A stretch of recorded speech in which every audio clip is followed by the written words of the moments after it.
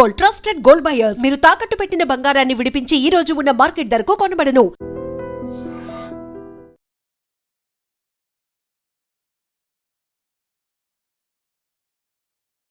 Hi, welcome to iDream media.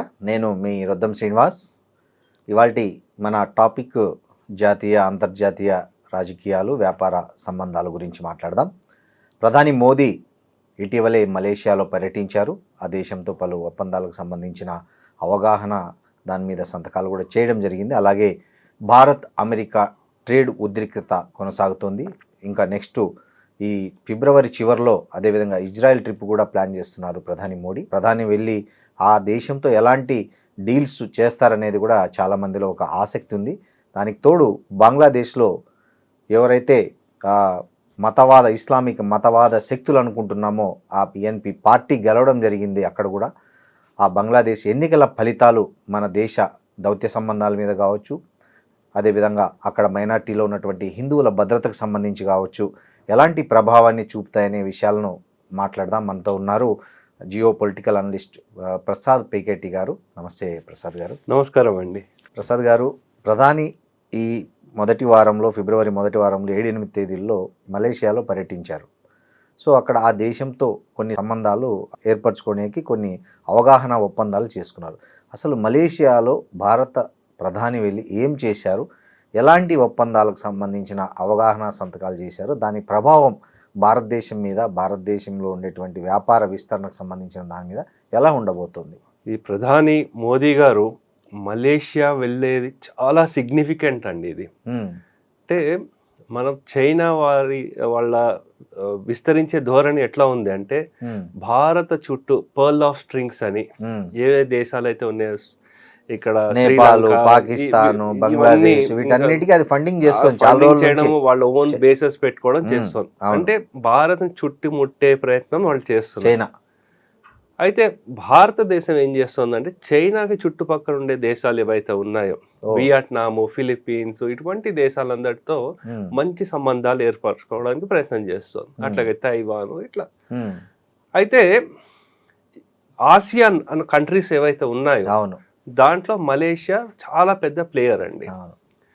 మనకి history చూసుకుంటే కూడా చోళులు వాళ్ళందరూ కూడా మనకి ఈస్టర్న్ సైడ్ ఎక్స్పాండ్ అయ్యారు, అంటే త్రూ వాటర్స్. అప్పటి నుంచి కొంచెం మనకి స్వాతంత్రం వచ్చినప్పటి నుంచి మనము అంతగా పట్టించుకోలేదు ఈస్ట్ వైపు. అవును, నెహ్రూ ఎప్పుడు లుక్ ఈస్ట్ అన్నారు, ప్రధాని మోడీ యాక్ట్ ఈస్ట్ అన్నారు. నెహ్రూ గారు ఎక్కువ నాన్ అలైన్ మూవ్మెంట్. అట్లే మనకి కొత్తగా స్వాతంత్రం వచ్చిన దేశము, మనకి వెస్టర్న్ మీద డిపెండెన్సీ ఎక్కువని అడ్డు. అయితే 1992లో నరసింహారావు గారు లుక్ ఈస్ట్ అంటే, మనం ఇదే కాదు, మన ఈస్ట్ వైపు ఉండే కూడా మన సంబంధాలు మనం బాగా చేసుకురావాలన్న ప్రయత్నం చేసుకుంటూ వచ్చారు. సో దాని తర్వాత దాన్నే కంటిన్యూటీగా, అంటే అప్పుడు వారు చైనాతో మళ్ళీ సంబంధాలు ఏర్పరచుకోవడము, లేకపోతే ఇంకా అప్పుడు ఈస్ట్లో వచ్చేసరికి ఇండోనేషియా, ఈ కంట్రీస్ అన్ని రైజింగ్ ఎకానమీస్ అప్పుడు. సో ఈస్టర్న్ టైగర్స్ అనేవాడు. సో అయితే అటువంటి ధోరణి నుంచి ఏమైందంటే, మోదీ కాదు, జస్ట్ లుక్కే కాదు, యాక్ట్ కూడా ఉండాలి. యాక్ట్ ఈస్ట్ అంటే మనం వాళ్ళతో ప్రోయాక్టివ్గా ముందుకెళ్ళి వాళ్ళతో మంచి రిలేషన్షిప్, కల్చరల్ రిలేషన్షిప్స్, లేకపోతే ఇంకా వాణిజ్య పరంగా కూడా చాలా ఉన్నాయి మనకి అనేది వారి ప్రయత్నం వారు చేసుకుంటూ వచ్చారు. ఇక్కడ ఈ విజిట్ ఎందుకు చాలా ఇంపార్టెంట్ అంటే, ఇక్కడ మలక్కా స్ట్రైట్ అని ఉంటుంది ఒక పాయింట్. దానికి అంటే చైనా వాళ్ళకి 70% ఆయిల్ సప్లైస్ అక్కడి నుంచే వెళ్తుంది అనమాట.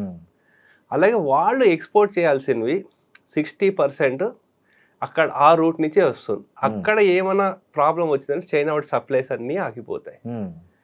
అయితే చైనా వాడు ఎప్పుడైతే మనకి ఇలా పర్ల్ ఆఫ్ స్ట్రింగ్స్ అని వస్తున్నాడో, మనం ఇటువంటి కంట్రీస్ అన్నిటితో కూడా మంచి రిలేషన్షిప్ ఎస్టాబ్లిష్ చేసుకుంటూ వచ్చాం. అదే కాకుండా భారతీయ సంతతికి చెందిన వాళ్ళు దగ్గర 30 లక్షల మంది మలేషియాలో ఉన్నారు. అంటే ఎప్పటి నుంచో ఉన్నవాళ్ళు, లేదా ఐటీ ఉద్యోగాల మీద వాణిజ్యపరంగా వెళ్ళిన వాళ్ళు చాలామంది ఉన్నారు. సో మోదీ గారు అక్కడ వెళ్ళినప్పుడు ఏంటంటే, ఎంత ఘన స్వాగతం చెప్పారంటే, దగ్గర 800 మంది మన భారత కల్చరు, ట్రెడిషను, దాంతో డ్యాన్స్ అవన్నీ చేయడము, దాంతో బ్రహ్మాండంగా వారికి వెల్కమ్ చేయడం జరిగింది అక్కడ. అయితే ఇది ఏంటి అంటే సిగ్నిఫికెంట్ షిఫ్ట్ ఇది. ఎందుకంటే మలేషియా, టర్కీ పాకిస్తాన్కే సపోర్ట్ చేస్తూ వచ్చాయి. అవును, మొన్న ఆపరేషన్ సింధూర్లో కూడా పాకిస్తాన్కే మద్దతు. అక్కడ మనకి ఈ మహతీర్ మహమ్మద్ ఎవరైతే ఉన్నారో 90 years ఓల్డ్, అతను యుఎన్ జనరల్ అసెంబ్లీలో ఏమన్నాడంటే మనం ఎప్పుడైతే ఆర్టికల్ 370 తీసేసామో India had invaded and occupied Jammu and Kashmir అని స్టేట్మెంట్ ఇచ్చాడు. అలాగే విపరీతంగా మనకి వాళ్ళకి ఎక్స్చేంజ్ బాగా అయ్యాయి. కానీ మనం ఇండియన్ ట్రేడర్స్ కూడా మనకి పామ్ ఆయిల్ వాళ్ళ దగ్గర చాలా తెప్పించుకుంటాం, వాటిని కూడా బైకాట్ చేసుకుంటూ వచ్చారు. అయితే మళ్ళీ ఇతను ఏం చేశాడు, ఆర్గనైజేషన్ ఆఫ్ ఇస్లామిక్ కంట్రీస్ ఉంటుంది OICs, దాంట్లో కొన్ని రెజల్యూషన్ ఇండియాని క్రిటిసైజ్ చేస్తూ పెట్టాడు. మళ్ళీ మహతీర్ ఏంటంటే ఎప్పుడైతే CIA చట్టం తీసుకొచ్చిందో మళ్ళీ అంటే ఎటువంటి లేకపోయినా ఇంటర్ఫియర్ అవుతూ వచ్చాడు అనమాట. అయితే అతను మళ్ళీ ఎన్నికల్లో ఓడిపోయాడు. మళ్ళీ 2023-24లో అన్వర్ ఇబ్రహీం వచ్చారు.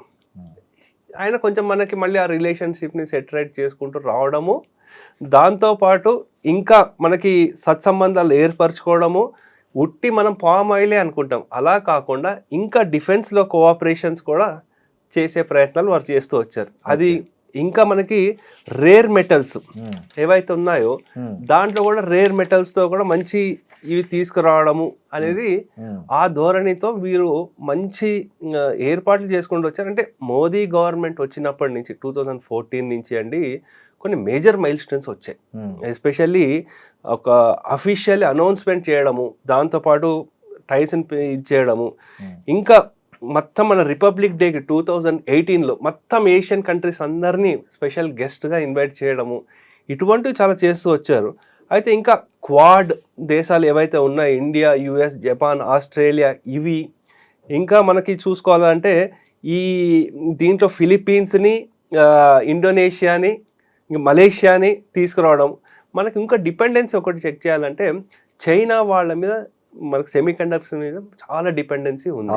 సోలార్ సంబంధించి కూడా, సోలార్ EV వెహికల్స్ వీటిలన్నిట్లో కావాల్సిన ఏవైతే ఉన్నాయో ఎక్కువ వాళ్ళ దగ్గరే ఉన్నాయి. అలాగే రేర్ ఎర్త్ మినరల్స్ ఏవైతే ఉన్నాయో అవన్నిటికీ కొంచెం అదర్ కంట్రీస్ మీద కూడా నెమ్మదిగా మలేషియా వాడితో కూడా మంచి రిలేషన్షిప్ మనం ఏర్పరచుకునే ప్రోగ్రాంలో ఉన్నాం. సో ఆ విధంగా ఏంటంటే లుక్ ఈస్టే కాకుండా ఈ ప్రోయాక్టివ్ యాక్ట్ ఈస్ట్లో కూడా మనకేంటంటే డైరెక్ట్ రోడ్డు ఇంకోటి వేసే ప్రపోజల్ కూడా ఉంది.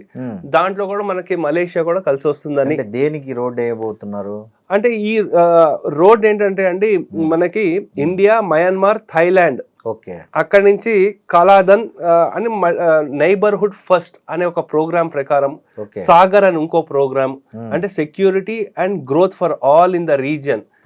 సో మనకి వాటరే కాకుండా వీటి నుంచి కూడా మంచి రిలేషన్షిప్ ఏర్పరచుకొని చైనా వాడు ఏంటంటే వాడు ఆసియాన్ కంట్రీస్కి ఏకఛత్రాధిపత్యంలో ఉన్నాడు. అలా కాకుండా నువ్వు కామ్గా ఉండని ఒక చెక్ పెట్టే దాంట్లో ఇది ఒక మేజర్ స్టెప్గా మనం తీసుకోవచ్చండి. అంటే ఈ చైనా ప్లస్ వ్యూహాన్ని ఈ మలేషియాతో భారత్ సంబంధాలు బలపడితే తిప్పికొట్టే అవకాశం ఉందా? అంటే ఇది ఒకటే కాదు, దీంతో పాటు మనం ఇప్పుడు ఫిలిప్పీన్స్ వాళ్ళు, ఇండోనేషియా వాళ్ళు మన దగ్గర మిజైల్స్ తీసుకుంటున్నారు, వియట్నాం వాడు మంచి రిలేషన్షిప్ మెయింటైన్ చేస్తూ వచ్చారు. సో అందు గురించి ఏంటంటే ఇది ఒక బ్రాడర్ విజన్ గా చూడాలి, కానీ ఇది ఒక ఇంపార్టెంట్ స్టెప్ గా మనం చూడొచ్చు.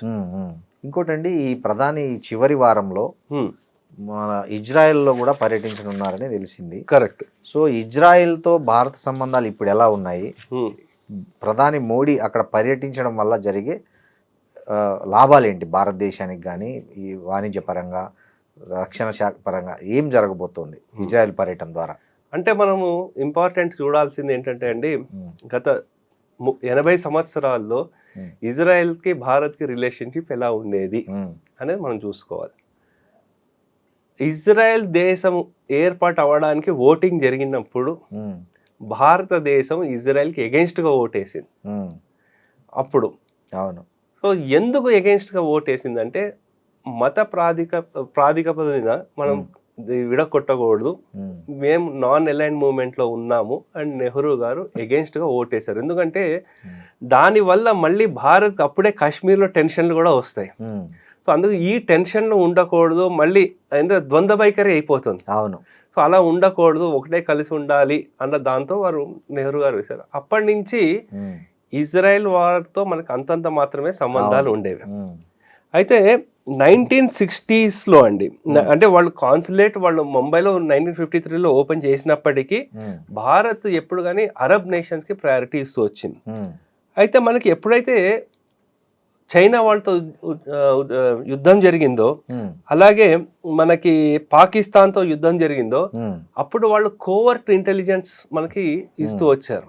అలాగే మనం చాలా చూసింది ఏంటంటే నరసింహారావు గారి టైంలో వారు తీసుకున్న ఎన్నో స్టెప్స్లో ఇజ్రాయెల్ వాళ్ళతో కూడా మంచి ఫుల్ డిప్లొమాటిక్ రిలేషన్షిప్ ఏర్పాటు చేశారండి. అయితే భారతీయ జనతా పార్టీ వచ్చిన తర్వాత వాజ్పేయి గారి హయాంలో వాళ్ళు కూడా ఇంకా ప్రమోట్ చేస్తూ వచ్చారు. యాక్చువల్లీ కార్గిల్ వార్ జరిగినప్పుడు ఈ టెర్రరిస్టులు లేకపోతే ఈ టెర్రరిస్ట్ వేషం వేసుకొచ్చిన ఆర్మీ వాళ్ళు, పాకిస్తాన్ ఆర్మీ వాళ్ళు కొండ మీద ఉండి వాటి మీద ఉండి ఫైరింగ్ చేస్తుంటే వాళ్ళు జీపీఎస్ అడిగారు. జీపీఎస్ అడిగితే అప్పుడు యుఎస్ ఎవరు ఇవ్వలేదు, ఇజ్రాయెల్ వాళ్ళు మనకు సపోర్ట్ చేశారు. ఓకే. సో అలాగే ఇంకా మనకు చెప్పాలంటే ఈ 2025లో ఆపరేషన్ సింధూర్లో కూడా ఇజ్రాయెల్ వాళ్ళ ఇచ్చే కొన్ని మిజైల్స్ అవన్నీ బాగా ఉపయోగపడ్డాయండి. ఆ విధంగా ఏంటంటే వాళ్ళతో ఒక విధంగా డిఫెన్స్ పరంగా మాత్రం మంచి అండర్స్టాండింగ్ ఉంది. మోదీ గారి ట్రిప్ ఏంటంటే మనం చూడాల్సింది, మోదీ గారికి వారితో బెంజమిన్ నేతన్యాహుతో, అంటే మోదీ గారు ఈ ట్రాన్సాక్షనల్ రిలేషన్ కాకుండా పర్సనల్లీ మంచి రిలేషన్ మెయింటైన్ చేయడము, అందరితో కూడా మెయింటైన్ చేస్తున్నారు. సో ఆ కోణంలో చూసుకుంటే అండి ఈ ట్రిప్ వల్ల డిఫెన్స్ సైడ్ చాలా మంచి ఇంకా ఎక్స్పాండ్ అవ్వచ్చు. దాంతో పాటు ఆర్టిఫిషియల్ ఇంటెలిజెన్స్ లో వాళ్ళు కూడా చాలా బాగా వర్క్ చేస్తున్నారు. టెక్నాలజీ పరంగా భారత ఇజ్రాయెల్ మధ్య ఇంకా కోఆపరేషన్ ఉండొచ్చు. ఫార్మా సైడ్ మంచి ఈ కొలాబరేషన్ ఉంటుంది. ఇంకా చూడాలంటే డ్రిప్ ఇరిగేషన్ మెథడ్, మనకి ఇక్కడ ఫార్మర్స్ వాళ్ళందరూ డ్రిప్ ఇరిగేషన్ మెథడ్ అని జరుగుతుంది, అగ్రికల్చరల్ ఇజ్రాయెల్ వాళ్ళది. సో అందు గురించి ఇవి కూడా డెఫినెట్లీ వీటిలన్నిటి మీద మంచి ఈ రిలేషన్షిప్ ఏదైతే ఉందో డెఫినెట్లీ అది బాగా సైన్ చేయొచ్చు దాని మీద. ఎందుకంటే ఒకప్పుడు $10 బిలియన్ వరకు ట్రాన్సాక్షన్ జరుగుతూ వచ్చాయి వాళ్ళకి మనకి. మళ్ళీ సడన్గా మధ్యలో ఒక 6.3 వచ్చింది. ఎందుకంటే అరబ్ వాళ్ళ ప్రెషర్ రావడం ఇంకే కారణాలు చేత మళ్ళీ దాన్ని ఒక 10 బిలియన్ వరకు తీసుకెళ్ళి ఇప్పుడు మారుతున్న ఇప్పుడు జియో పాలిటిక్స్లో ఇజ్రాయెల్ వాళ్ళతో మంచి రిలేషన్ మెయింటైన్ చేసుకోవడం చాలా ఇంపార్టెంట్. అంటే మోదీ గారిని ఎక్కడ మెచ్చుకోవచ్చు అంటే అండి, ఇజ్రాయెల్కి అరబ్ కంట్రీస్కి పడదు, అయినా ఇజ్రాయెల్ వీళ్ళతో మంచి రిలేషన్ మెయింటైన్ చేస్తున్నారు. సో ఇరాన్కి మిగతా అరబ్ నేషన్స్కి వాళ్ళకి పడదు, అయినా వాళ్ళతో మంచి రిలేషన్షిప్ మెయింటైన్ చేస్తున్నారు. సో యుక్రెయిన్కి రష్యాకి పడదు, అయినా ఇద్దరు మోదీ గారి మాట వింటున్నారు. సో ఆ డిప్లొమాటిక్ ఏవైతే బ్యాలెన్సింగ్ యాక్ట్ చేస్తున్నారో దానికి హ్యాట్స్ ఆఫ్ టు మోదీ గారు అండి. ఎందుకంటే అంత దీనిగా ఎవరు చేయలేరు. ఎందుకంటే యుఎస్ వాడు ఎంత ప్రెషర్ తీసుకొచ్చినా సరే మోదీ మన ఇండిపెండెంట్ పాలసీగానే పెట్టుకున్నారు. కానీ ఆ ప్రెషర్కి లేకపోతే వీళ్ళ దగ్గర నుంచి వచ్చే ప్రెషర్లకి, లేకపోతే ఇజ్రాయెల్ వాళ్ళతో ఉంటే ఇక్కడ ఉండే ముస్లిమ్స్ మాకు ఎగెన్స్ట్గా ఓటు వేస్తారా లేదా, ఇటువంటివన్నీ ఏం భయాలు లేకుండా దేశ హితం గురించి వారు చేస్తున్నారు. కాబట్టి this trip is going to be a very good trip. Gaza శాంతి ప్రణాళికలో కావచ్చు, లేదా భారత్ ఆసియా మధ్యప్రాచ్య దేశాల శాంతి భద్రతల విషయంలో కావచ్చు, భారత్ పాత్ర ఎలా ఉండబోతోంది ఫ్యూచర్లో? సో ఎంత ప్రియారిటీగా ఉండబోతుంది భారత్ అనేది, ఎంత ప్రాధాన్యత సంతరించుకోబోతోంది? ఇది చాలా చాలా ఇంట్రెస్టింగ్ పాయింట్ అండి, ఎస్పెషల్లీ గాజా మీద వచ్చేసరికి. ఎందుకంటే ట్రంప్ గాజా పీస్ ప్లాన్ అని ఒకటి ఏర్పాటు చేసి అందరికీ ఇన్విటేషన్లు పంపించారు. భారత్ ఇంకా యాక్సెప్ట్ చేయలేదు, రిజెక్ట్ చేయలేదు. సో ఇప్పుడు ఇతను మోదీ గారు వెళ్తోంది, దాని మీద కూడా ఒక డిస్కషన్ ఉంటుంది. ఎందుకంటే ఇతను ట్రంప్ తీసుకొచ్చిన దాంట్లో అన్ని కంట్రీస్ పెట్టారు, పాలస్తీనా వాళ్ళని కూడా పెట్టారు. కానీ పాలస్తీనా వాళ్ళు ఈ హమాస్ కి అగేన్స్ట్ గా ఏం మాట్లాడట్లేదు. సో అటువంటి దాంట్లో కొంచెము ఇజ్రాయెల్ వాళ్ళు కూడా అంత కంఫర్టబుల్ గా లేరు. సో అందు గురించి ఏంటంటే సరే ఇంకా ఏదైనా బెటర్ కొలాబరేషన్ చేసుకుంటూ వచ్చి భారత్ కూడా ఇంకా ఎక్కువ ఇన్వాల్వ్ చేసే ప్రయత్నం ఏమో చేస్తున్నారేమో, ఆ డిస్కషన్లు అవ్వచ్చు దాని మీద కూడా. ఆసియాన్లో అంటారా మనం ఆల్రెడీ ఈ ఆసియాలో ఉన్న మిగతా కంట్రీస్ అన్నిటితో మంచి సంబంధాలు ఏర్పరచుకొని వాడు పాకిస్తాన్ పుష్ చేయాలని చూస్తున్నాడు. కానీ మనము ఎక్కువ మిగతా దేశాలన్నిటిని దగ్గర పెట్టుకుని చైనా వాడికి చెక్ చేయడానికి చాలా బాగా ఉపయోగపడుతుంది. ఇజ్రాయెల్ డ్రోన్లకి సైబర్ టెక్నాలజీకి చాలా ప్రసిద్ధి చెందింది. అవునండి. సో ఈ స్ట్రాటజిక్ పార్ట్నర్షిప్ భారత్ ఇజ్రాయెల్ మధ్య ఏదైతే స్ట్రాటజిక్ పార్ట్నర్షిప్ ఉందో అది బలపడడం వల్ల భారత రక్షణ శాఖకు సంబంధించి ఏదైనా ఇంకా స్ట్రెంగ్త్ అయ్యే అవకాశం ఉందా?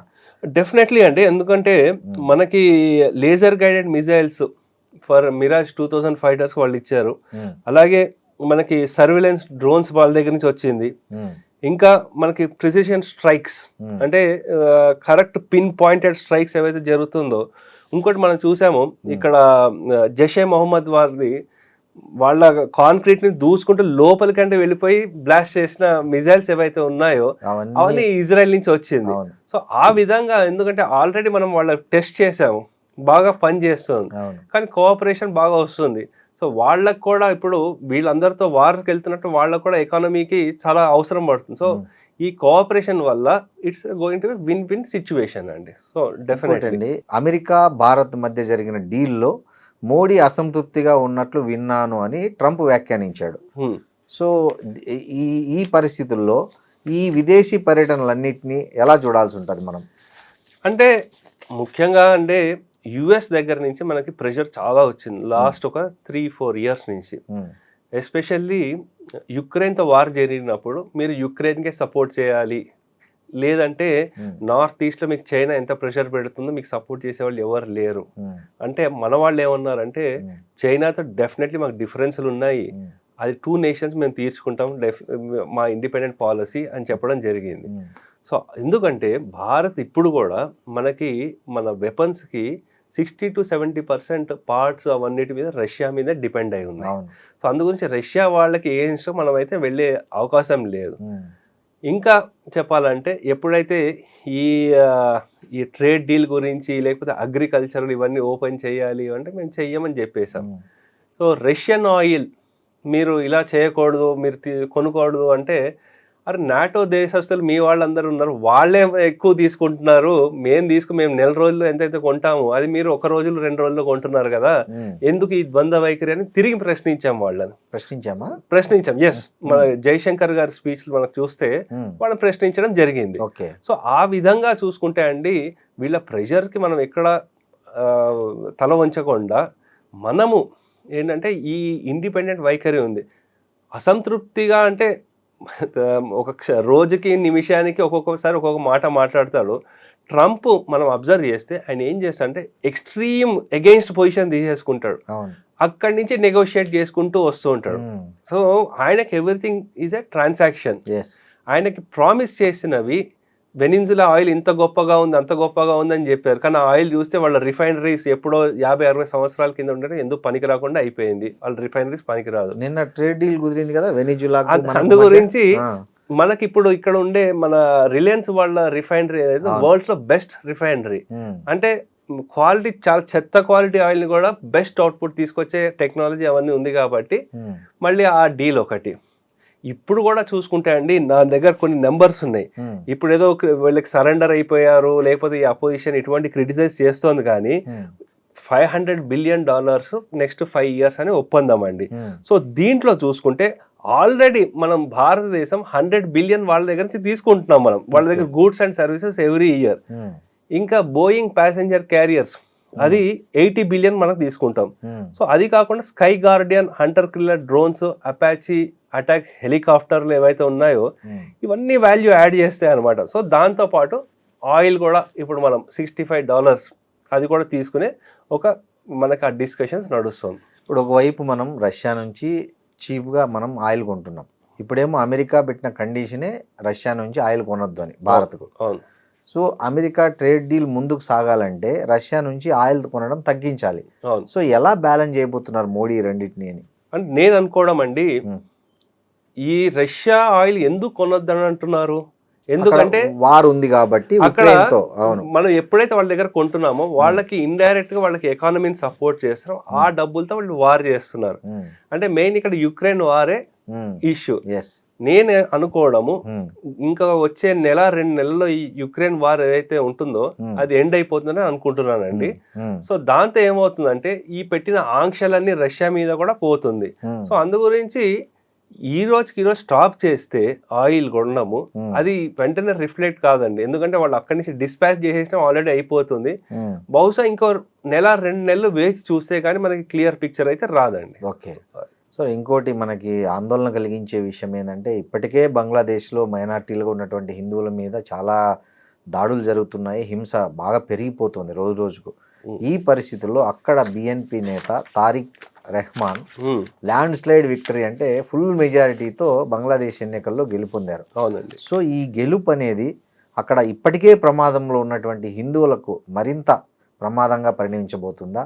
భారత్ దౌత్య సంబంధాల్లో ఈ ఎన్నికలు ఎలాంటి ప్రభావాన్ని చూపబోతున్నాయి? సో మనము చూసుకోవాల్సింది ఎలా అంటే అండి, మనకి ఎక్స్ట్రీమ్ ఎగెన్స్ట్ గా అయిపోయిన యూనిస్ గవర్నమెంట్, యూనిస్ ని అడ్డు పెట్టుకుని ఇండైరెక్ట్ గా పరిపాలిస్తున్న జమాత్, లేకపోతే ఈ పాకిస్తాన్ ఐఎస్ఐ వాళ్ళు, వీళ్ళందరూ, లేకపోతే లష్కర్ ఇ తైబా, వీళ్ళందరికంటే ఇతను తారీఖ్ రావడమే బెటర్. ఎట్లా అంటే సో ఇతను డెమోక్రటికల్లీ విన్ అయిన వ్యక్తి. ఇంకా చెప్పాలంటే మనకి ఎక్స్ట్రీమ్ నెగిటివ్ నుంచి న్యూట్రల్ జీరోకి వస్తాడు అని మనం చూడొచ్చండి. మనకి మెయిన్ వరీయింగ్ ఫ్యాక్టర్స్ ఏవైతే ఉన్నాయి బంగ్లాదేశ్ నుంచి ఏంటంటే, మన హిందూ బంధువులు ఎంతమంది ఉన్నారో, అలాగే కాకుండా బౌద్ధులు, క్రైస్తవులు ఎంతమంది ఉన్నారో వాళ్ళు ఊచకోతకి లోన్ అవుతున్నారు అక్కడ. అవును, అదొకటి. సో నెక్స్ట్ వచ్చేసరికి ఏంటంటే, వాణిజ్య ఒప్పందాల్లో ఏదైతే ఉన్నాయో అవన్నీ మనకి స్టాప్ అయిపోయినాయి. మూడవది వచ్చేసరికి అండి, డిఫెన్స్ పరంగా ఒక పక్క మనకి ఈ సిలిగురి కారిడారు, లేకపోతే చిట్టగాంగు, మనకి ఇచ్చిన ఎస్సీజీలు చైనాకి ఇవ్వడాలు, ఇటువంటివన్నీ యూనిస్ చేస్తూ వచ్చాడు. సో దీంతో మనము ఏంటంటే చూడాల్సింది వీటికి ఎలా కంట్రోల్ చేయగలుగుతాడు. అట్లీస్ట్ ఇతను వచ్చినప్పుడు ఏం చెప్పాడంటే, మేము అందరినీ కాపాడుతాము, హిందువులను కూడా కాపాడుతాము అని. హిందువు అయిన ఒక ఎంపీ గెలిచారు, ఒక వ్యక్తి ఢాకాలో. మెజారిటీ ముస్లిం ఉండే దాంట్లో హిందూకి టికెట్ ఇచ్చారు, వారు గెలిచారు కూడా. అంటే మనం చూడాల్సింది ఏంటంటే, అక్కడ ఎలక్షన్స్ జరిగినప్పుడు ముఖ్యమైన అంశాల్లో ఈ స్టూడెంట్లు, జెన్జీలు ఇవన్నీ చేశారు. వాళ్ళు ఎలక్షన్ కంటెస్ట్ చేశారు, వాళ్ళకేమి 2 సీట్లు ఎన్నో వచ్చాయి. లేదు జమాత్ ఇస్లామీ మేము షరియా లాని తీసుకొస్తాము, భారత్కి వ్యతిరేకంగా ఇలా చేస్తాము, అలా చేస్తాము అని చెప్పారు. ఎంత చేసినప్పటికీ వాళ్ళకి 70 సీట్ల మించి రాలేదు. ఇతను అందరినీ కలుపుకొని వెళ్తాము అని చెప్పాడు. సో ఇతనికి బంగ్లాదేశ్ ప్రజలు ఎవరైతే ఉన్నారో మొత్తం 2/3 పైన మెజారిటీ ఇచ్చారు. అంటే బంగ్లాదేశ్ ప్రజలు భారత్తో సత్సంబంధాలు ఏర్పరచుకొని ఉండాలి అని వాళ్ళు చూస్తున్నారు. సో ఆ విధంగా ఈయన మీద కొంచెం ప్రెషర్ కూడా ఉంటుంది, భారత్తో కూడా మంచి రిలేషన్ మెయింటైన్ చేయాలి అని. ఇంకా మనం ఇక్కడ చూసుకోవాలండి, ఈ బిఎన్పి ఏమి వెన్నపూస ఏం కాదు, సో భారత్కి కొంచెం వ్యతిరేకంగానే వచ్చింది. జమైతీ ఇస్లామీతో వీళ్ళు 1998లో అలయన్స్ లో ఉన్నారు, 2001 నుంచి 2006 వరకు ఉన్నారు. సో అలాగే 2018లో 25 మంది జమైతీ ఇస్లామీ వాళ్ళు బిఎన్పి సింబల్ మీద కంటెస్ట్ చేశారు. అయితే వీళ్ళు మనకి ఏంటంటే అప్పుడు అల్ఫా వాళ్ళని అక్కడి నుంచి ప్రమోట్ చేయడం ఇటువంటివి చేస్తూ వచ్చారు. తిరుగుబాటు గ్రూపులన్నింటినీ వీళ్ళే ప్రోత్సహించడం జరిగింది. సో దానికి ఏంటంటే ఇప్పుడు మనకి వాళ్ళ మీద చెక్ ఎలా పెడతామంటే, ఇతని దగ్గర వచ్చిన ఛాలెంజెస్ ఏమో ఉన్నాయంటే అండి, ముఖ్యంగా అన్ఎంప్లాయ్మెంట్ బాగా పెరిగిపోయింది. సో అన్ఎంప్లాయ్మెంట్ యువతలలో 15% ఉంది. సో ఇతను వాళ్ళకి ఆపర్చునిటీస్ క్రియేట్ చేయకపోతే వాళ్ళు మళ్ళీ తిరగబడే అవకాశం ఉంటుంది. అదొకటి. అయితే వీళ్ళకి మెయిన్ 80% ఆఫ్ ఎక్స్పోర్ట్స్ గార్మెంట్స్ నుంచి వస్తుందండి. గార్మెంట్స్ కావాల్సిన మెటీరియల్ మనకి ఇక్కడి నుంచే వస్తుంది, చైనా నుంచి కాదు, కాటన్ మన దగ్గర నుంచే. ఇంకోటి చైనా నుంచి వాడు తీసుకొచ్చినా సరే వాడికి కాస్ట్ ఎక్కువ పడుతుంది, లాజిస్టిక్ కాస్ట్. ఎక్కడో 1000 కిలోమీటర్ నుంచి తీసుకురావడం ఒక ఎత్తు అయితే 100 కిలోమీటర్ మనకి కలకత్తా నుంచి తీసుకొస్తే తక్కువ పడుతుంది. అది కాకుండా మన వాళ్ళు చాలా మంది మనకి ఈ చెన్నై, తమిళనాడు తిరుపూర్లో ఉండేవాళ్ళు గార్మెంట్ ఫ్యాక్టరీస్ అక్కడ పెట్టిన వాళ్ళు. అక్కడ చాలా మందికి జీవనోపాధి కల్పించారు. ఎప్పుడైతే అక్కడ ఈ ఇన్స్టెబిలిటీ వచ్చేసిందో వాళ్ళందరూ ఇక్కడికి వచ్చేసారు, ఫ్యాక్టరీలు మూతపడ్డాయి. మరి మళ్ళీ ఏంటి మరి ఉద్యోగాలు అవన్నీ తీసుకురావాలి. సో ఆ విధంగా మనకి చూసుకుంటే అండి, ఇది తారీఖ్ కి చాలా ఇంపార్టెంట్ సమయం ఇది. భారత్ తో మంచి సంబంధాలు ఉండడం అనేది తారిక్ రెహమాన్ కి చాలా ముఖ్యమైన ఎజెండా. అంటే ఇతను ఏం చేస్తాడంటే, ఇతను పాలిటిక్స్ కొత్త ఏం కాదు. అరౌండ్ 1989 అప్పటి నుంచి ఆ బిఎన్పి పార్టీలో ఉన్నాడు. వారి తల్లి గారు ఎప్పుడైతే మన ఈ మధ్య చనిపోయారు, తర్వాత ఆయన చైర్మన్ అయ్యాడు.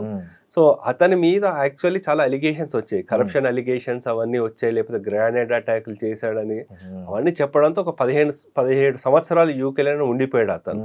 సరే మళ్ళీ ఇప్పుడు వచ్చాడు. అందు గురించి ఏంటంటే రాజకీయాలైన కొత్త ఏం కాదు. సో దాంతో పాటు ఇతనికి కొన్ని ఛాలెంజెస్ కూడా ఉన్నాయి. మనం భారతదేశం ఏం ఎక్స్పెక్ట్ చేయొచ్చు అంటే, యాక్చువల్లీ ఈ పార్టీ ఏదైతే ఉందో బిఎన్పి పార్టీ, జియావుర్ రెహమాన్, దాన్ని భారత్కి వ్యతిరేకంగా, భారత్ని ఒక ముస్లింలకి వ్యతిరేకం, బంగ్లాదేశ్కి వ్యతిరేకం అని చూపిస్తూ ఆ ఓటర్లందరినీ దగ్గర చేర్చుకునే దానికి 1978 1st of September ఆయన ఫౌండర్ అయ్యారండి ఆ పార్టీకి. సో ఆ ఐడియాలజీ ఎవరైతే ఉందో అది కంటిన్యూ అవుతుంది, నో డౌట్ అబౌట్ ఇట్. కానీ మనకి ఎందుకంటే వాటికి డిపెండెన్సీలు మన మీద చాలా ఉన్నాయి కాబట్టి అట్లీస్ట్ సత్సంబంధాలు ఏర్పరచుకుంటారు. మనం చెప్పిన మాట అన్నీ వినకపోయినా కొన్ని ముఖ్యమైనవి జాగ్రత్తగా వింటారని అనుకోవచ్చండి. కానీ ఒక విషయంలో భారత్ చాలా చాలా జాగ్రత్తగా ఉండాలి. ఎందుకంటే జమైతికి 70 సీట్లే వచ్చాయి అనుకుంటున్నారు, కానీ ఈ 70 సీట్లు ఎక్కడ వచ్చాయంటే భారతదేశం చుట్టూ ఉన్న బార్డర్ డిస్ట్రిక్ట్స్ ఏవైతే ఉన్నాయో అక్కడ వాళ్ళు స్వీప్ చేసేసారు. ఓకే, అంటే ఎప్పుడైతే ఎనీ టైం మనకి అస్సాం, మేఘాలయ అండ్ బెంగాల్, కోల్కతా, ఇక్కడ Murshidabad district, next 24 Parganas north, ఇక్కడ ఇల్లీగల్ మైగ్రేషన్ ఇవన్నీ ఇంకా ఎక్కువయ్యే అవకాశం చాలా ఉంటుంది. సో కాబట్టి బార్డర్ సెక్యూరిటీని చాలా ఇంకా పెంచాలి అంతే, డెఫినెట్లీ. ఎందుకంటే అక్కడ వచ్చేసిన వాళ్ళు ఎంతమంది లష్కర్ ఏ తైబా వాళ్ళు, ఐఎస్ఐ వాళ్ళు ఎంతమంది ఉన్నారో తెలియదు. కొన్ని డిస్ట్రిక్ట్లు ఇప్పుడు రంగపూర్ అంటున్నారు, అది ఏంటంటే మన సిలిగురి కారిడార్ చాలా దగ్గర, అక్కడ వీళ్ళు గెలిచారు కదా.